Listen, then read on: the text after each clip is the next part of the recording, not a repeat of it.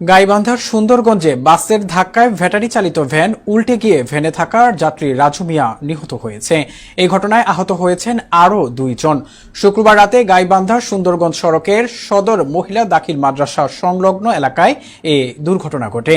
নিহত রাজু মিয়া উপজেলার থোপাঢাঙ্গা ইউনিয়নের থেলথেলা বাজার গ্রামের বাসিন্দা। এ সময় আহত হন সাদুল্লাপুর উপজেলার সান্দিয়াপুর গ্রামের আলমগীর হোসেন ও কামাপাড়া গ্রামের আতোয়ার রহমান। আহত আতোয়ার রহমানের অবস্থা গুরুতর হলে রংপুর মেডিকেল কলেজ হাসপাতালে পাঠানো হয়।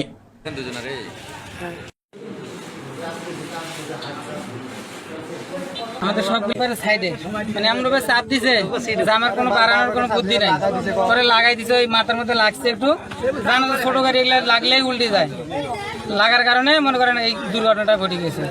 এই ড্রাইভারে সামন দিয়ে মারি দিছে, সামন দিয়ে কখনো ওভারটেক করতে মারে, এই ড্রাইভার না অন্য কিছু। সোনালী পরিবহন আছে, তার মধ্যে মনে করে গাড়িটা চাপাইছে, বাসটা উনি গাড়ি কন্ট্রোল করতে পারেনি। আমরা যে গাড়িতে ছিলাম গাড়িটা পোল্ট্রি খা মানে গাড়ির তলা আছে, কারো মাথা ফাটে গেছে।